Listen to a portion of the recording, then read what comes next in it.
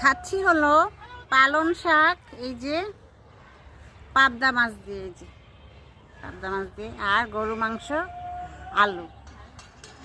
তো যেহেতু শীত বেশি, একটু না খেয়ে উপায় নাই, একটু মনে হচ্ছে যে গরু মাংস খাই, খেলে শরীরটা একটু গরম লাগবে আর ভালো লাগবে। আর মাছ তো আমার বড়বারের মতো খুবই মজা লাগে।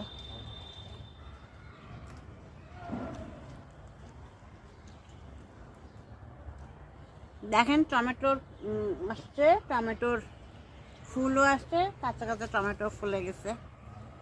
আরও আনছি চারা নিয়ে, ওই পারে লাগাইছি টমেটো, ড্রাগন আবার নতুন করে লাগালাম, কাঁচামরিচ আবার ইয়ে করলাম। তো যাই হোক,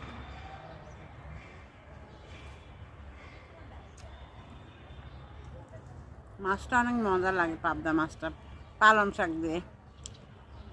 শীতকালে শীতকালে খাবার মানে মাছ, শাক, কপি, তাই না?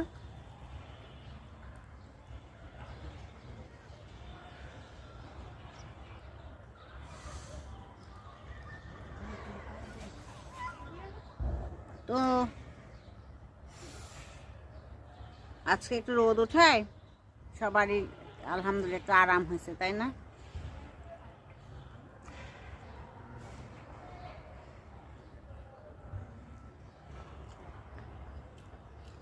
এই গরু গোস্তটা চুলায় ইয়ে বসায় দিয়ে আসছি, নিহারি বসায় দিয়ে আসছি।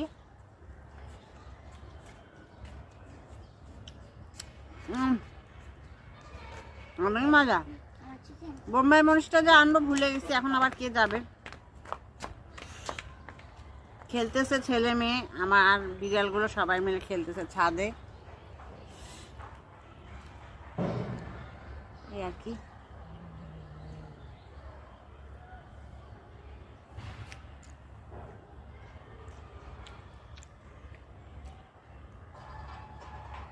অনেকে মোটা হওয়ার ভয়ে আলু খেতে চায় না, কিন্তু আমার গোস্তের হলো আলুটাই পছন্দ।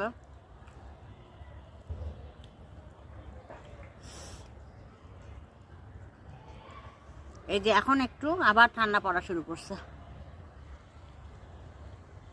রোদটা চলে গেছে, এখন ঠান্ডা।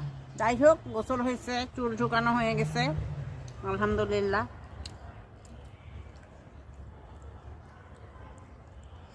গোস্তে ঝাল হয়েছে তো, এক্সট্রা ঝাল নেই নেই, ভালোই হয়েছে।